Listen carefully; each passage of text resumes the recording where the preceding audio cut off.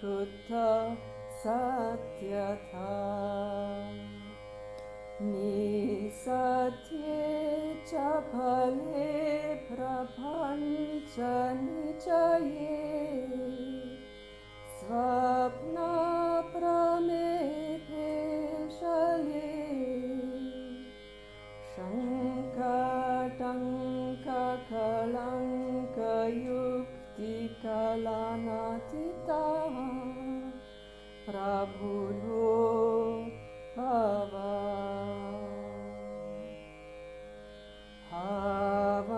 Bhavanamna Samudbhavosti Sahachas Kvadbhavita Hantyami Nisatya Pisatyatam Anubhava Rantya Bhajanti Kshanam Tvatsankalpa Jayesha Vishvamahima Nastyasya Janmanyata Tasmat Tvam Vibhavena Bhasi Bhuvanesh Ekopyanekatmaka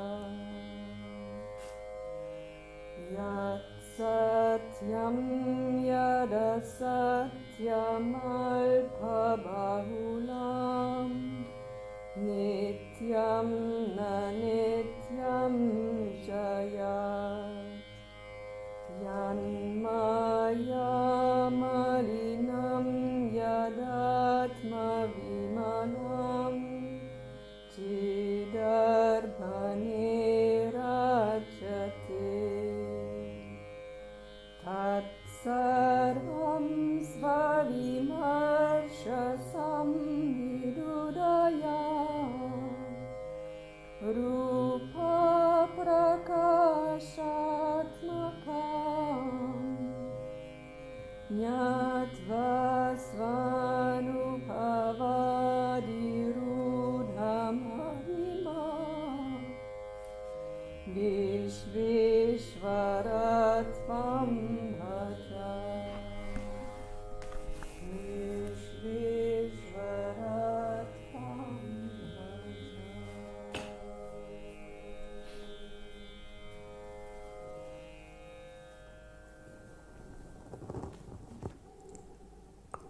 This is not a hymn to the Anuttara or to its glory.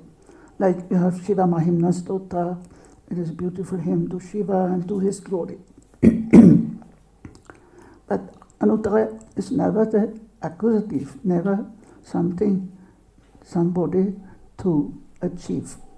It's only in the locative, those who know Sanskrit, means in the state. It is a state of being in this absolute consciousness, or whatever you translate it, unsurpassable reality.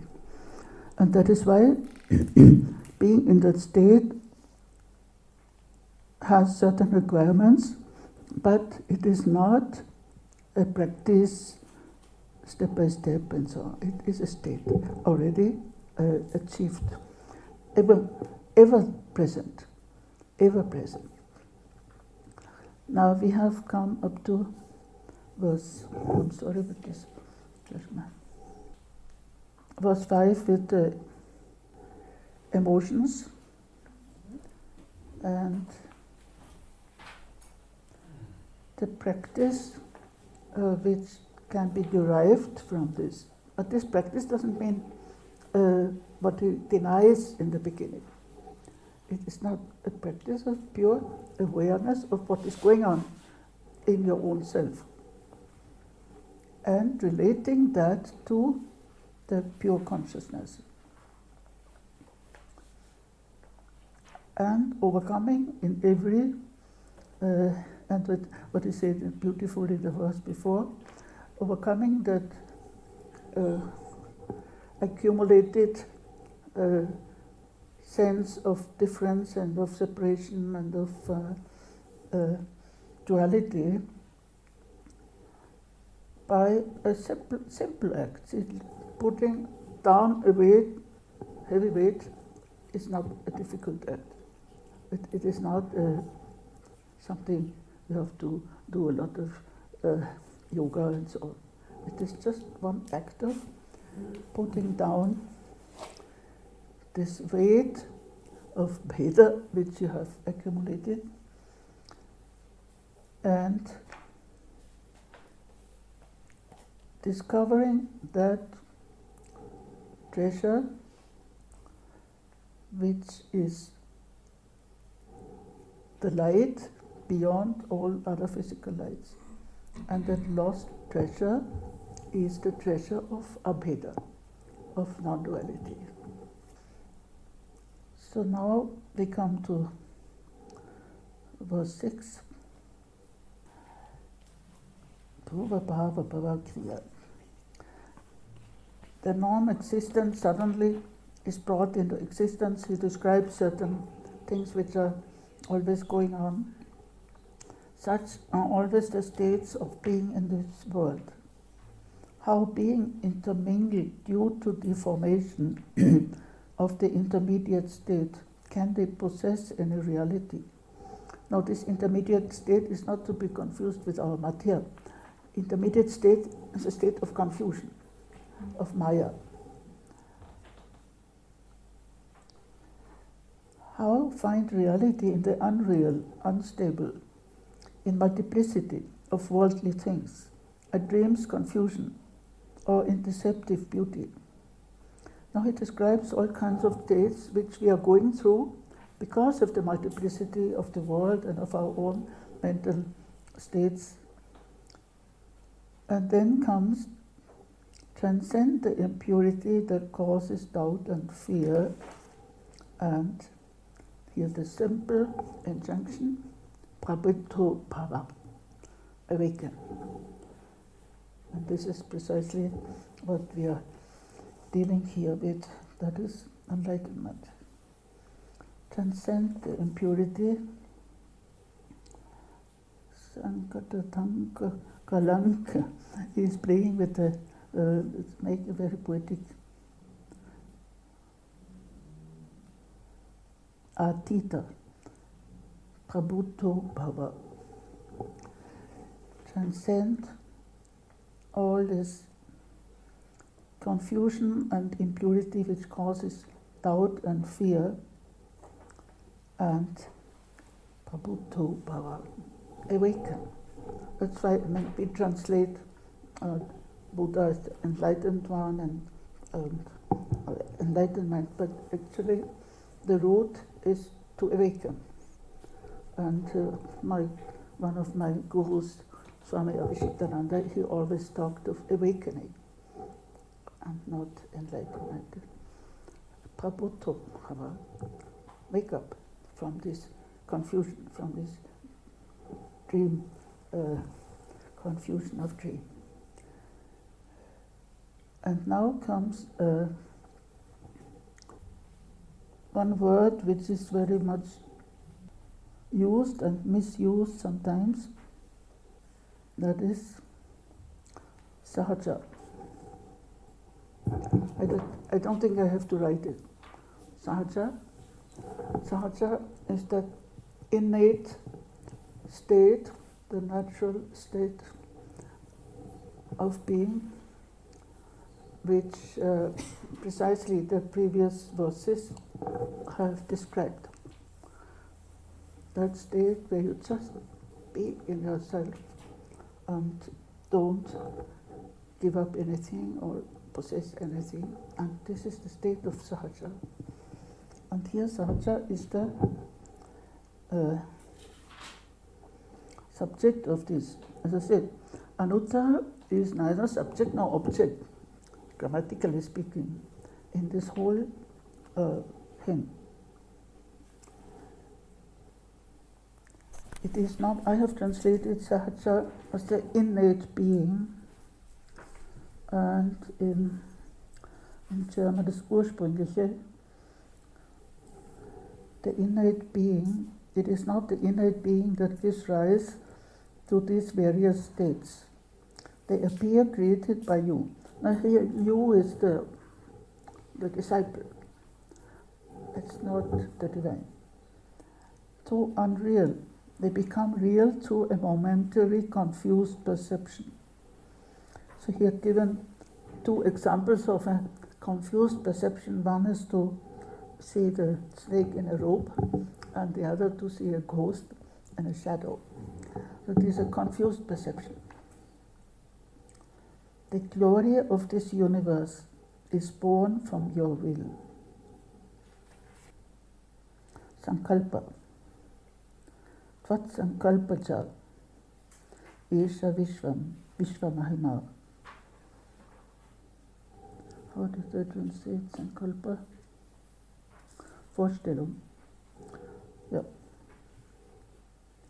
The glory of this universe is born from your will, or it has no other origin. Therefore, your glory shines in all the worlds. Through one, you have many forms. Now, this verse is a little confusing in the sense that who is this you? First, the you is the disciple or the practitioner, and then it sounds as if the you is the divine. But actually, I'm not 100% sure. There's a beautiful interpretation by Lilian Silberg. But the whole transformation which happens is that from the individuality, that individual being who has these emotions, the negative states and so on, to the universal consciousness.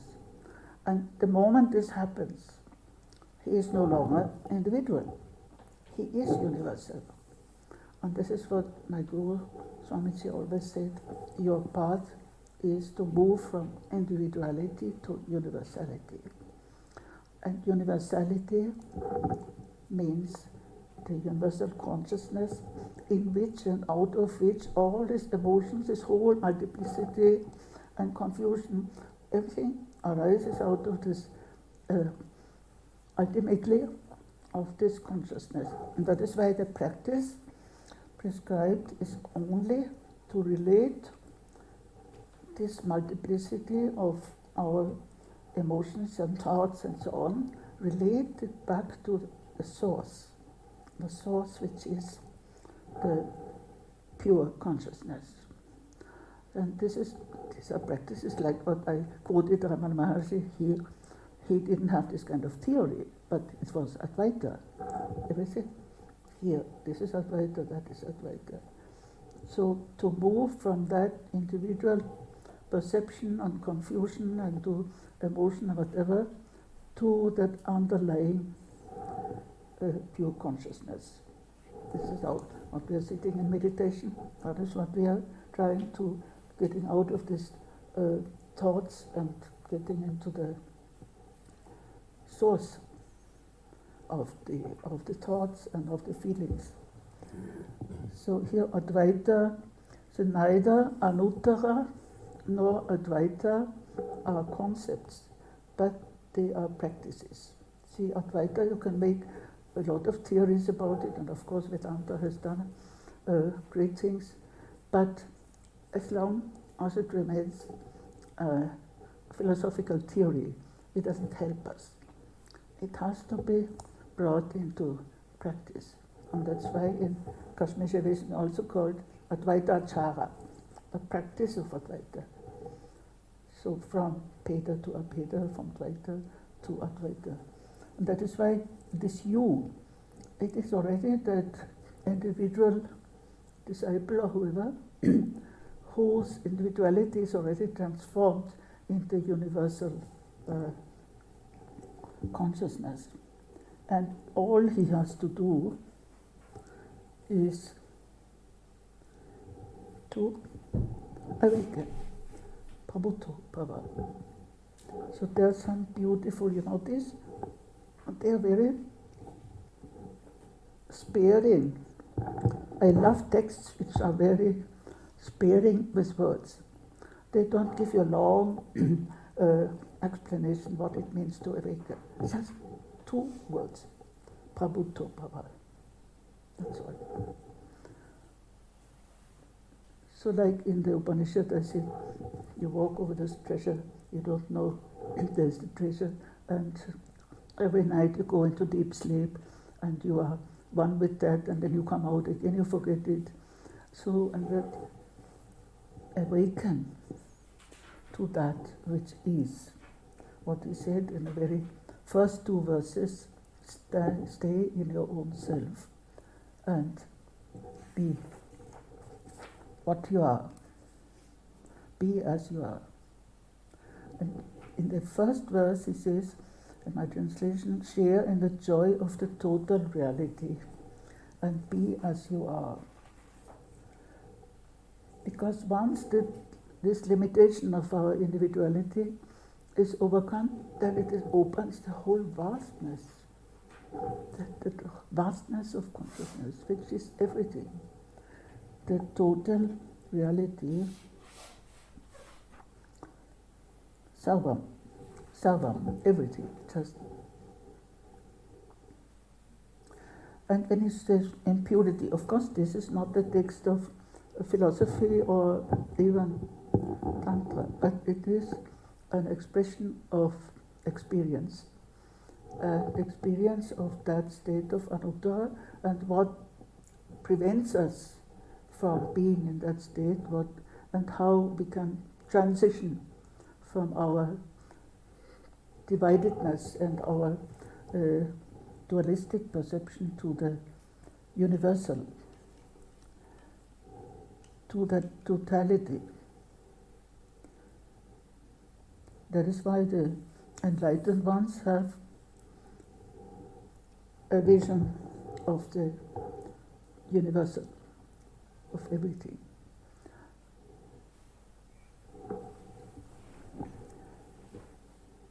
So Prabhuto Bhava is all that we have to do to awaken.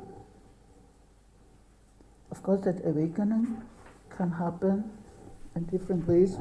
I said that Abhinavagupta has started his Tantra Loka, the ways of liberation from Anupaya, the long way. But even in that Anupaya, he gives some hints.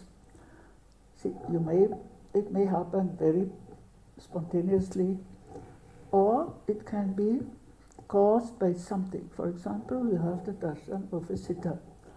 Siddha, a perfected, realized being. And if you're ready, we know many stories and many examples of people who had darshan of Ramana Maharshi and of Swamiji himself and so many saints. So some who were ready, they got it in that instant. And the difference from the other ways is only that they stay in that state. You have that experience, you don't come down. So Prabhuto Bhava, you can have it through the darshan of a saint, or of course an act of grace, like Utpaladeva says in the beginning of his philosophical work, or it can happen completely spontaneously. And that is why the word sahaja, I have translated also as spontaneity, that which is spontaneous. So there's no cause. Spontaneous has no cause. Either it is spontaneous or it is not. And pretending that this is a very dangerous thing for spiritual people. If you pretend that you are spontaneous, but you're not, so that is the whole cheating. And many of these pseudo, spiritual movements, they say it is all sahaja. But pretension is the worst thing in a spiritual practice or a spiritual life. Then you will ask, who can discriminate? Okay, of course the great saints and gurus, they can discriminate. They can say, well, you are deceiving yourself. You think it is, but it is not. And then This is a whole story which is not, here we are at a very high level. So this Sahaja, the glory of this universe is born from your will. It has no other origin.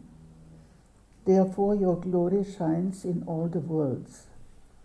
To one you have many forms. So this can be applied to the divine and to the realized, enlightened one. Your glory shines in all the worlds, what we are doing with the Buddha. He was enlightened in a particular place, in a particular situation, but he is present everywhere. So the enlightened one is not limited to any time or space. Now comes the last verse 8. Yat satyam yat asatyam alpa bahulam nityam nanityam chayat. Both the real and the unreal, the simple and the complex, the eternal and the temporal, that which due to illusion is impure, and also the purity of the self, all shine in the mirror of consciousness. So this is overcoming of all kinds of dualities, even real and unreal, and pure and impure. Now in my title of our retreat we have this mirror of experience. See, everything, all the experiences shine in the mirror of consciousness.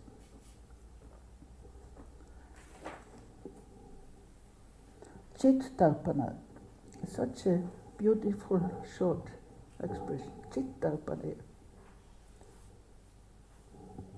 Pure consciousness is that big mirror, like Abhinavagupta uses this simile, that huge mirror in which everything is reflected.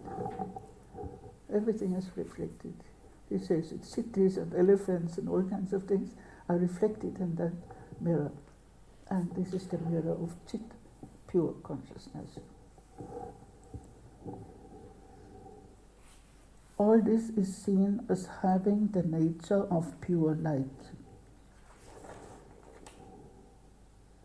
Yat sarvam svavimarsha samvid udayat rupa prakashatmakam.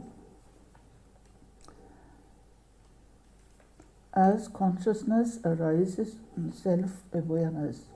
Now here comes the background of this whole system. We have Prakasha and Vimarsha. Prakasha is the pure light of consciousness, Shiva, and Vimarsha is the reflectivity of that light, that is Shakti. And why, see, Prakasha alone, we have it in Vedanta, other systems also.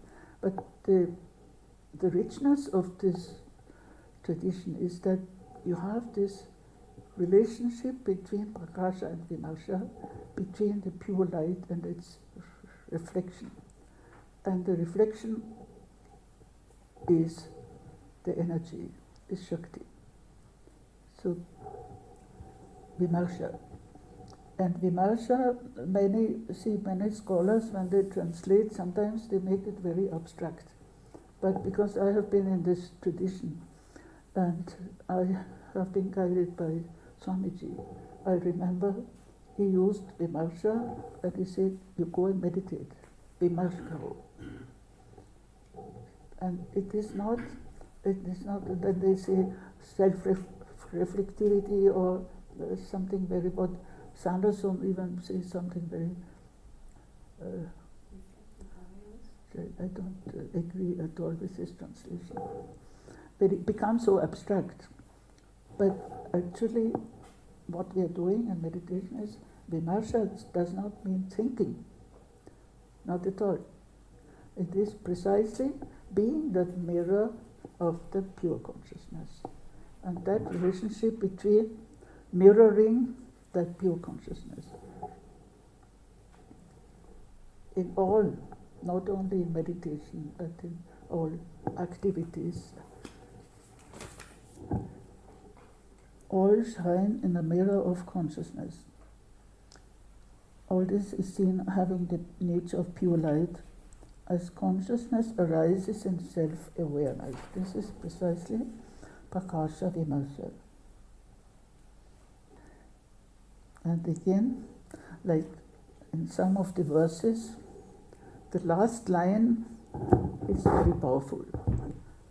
Last line is, the very last line of the whole text is very powerful. Jnatva sva anubhava adhirudha mahima vishveshvaradhan praja. Recognizing your glory. Now here this jnatva has, of course, to do with pratyabhijna, with recognition. Knowledge, not in a sense.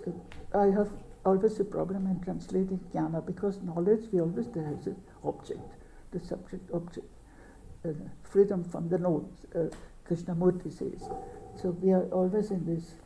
But recognition is different from a subject object knowledge, because recognition is something that reflects. If suppose I made, not this example given by Utpaladeva himself, I meet a dearly beloved person after long time and I have not seen him for so long, and then seeing him, this recognition is a union actually. Utpaladeva gives at the very end of his text Ishvara Pratibhijna Karika, he gives the example of a lover and a beloved. They have not seen each other, but they have been knowing about each other, and then finally are standing in front of each other. This is recognition, which is not different from love. So it is not a knowledge, objective knowledge, but it's recognition of something and somebody who is already known, who is already present in our consciousness, and just to recognizing your glory. Now this is what they say in the beginning also.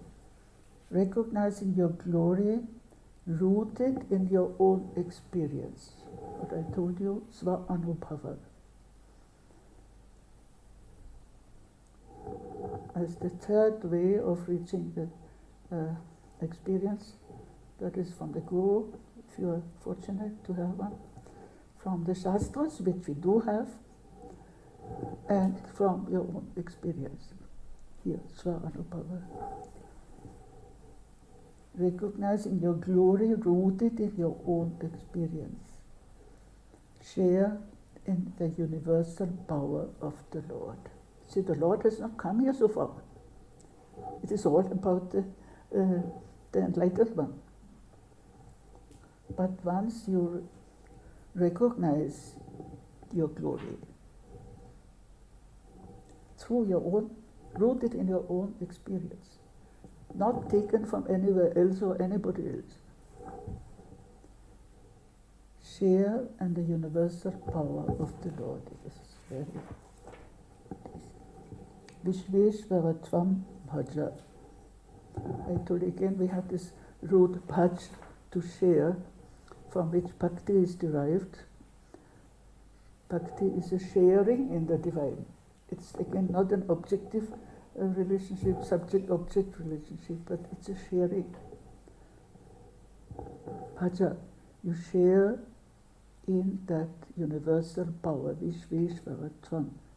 That divine state of divinity is yours.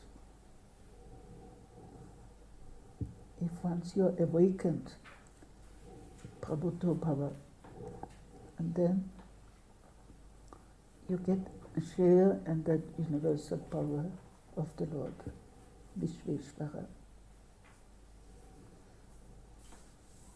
So the whole topic which we are going to concentrate here, meditate, it's all contained in this hymn. It's a very powerful hymn, and which puts a lot of emphasis on our own being, our own, and not, see, religion has been so much dependence, dependence that if not of God and the Guru and so on. It's not dependence. You have to realize your own being, which is completely natural, which is sahaja, and ultimately, if you get rid of this Veda, of all these separate divisions, then what remains is the universal. And the universal is the divine. Vishveshvaratvam Bhaja. So this is, of course, there may be questions. There are some verses which are not so easy, but I would say we should not disturb now our mood, and we keep the questions, and we can maybe talk at some other moment. But here you are given a number of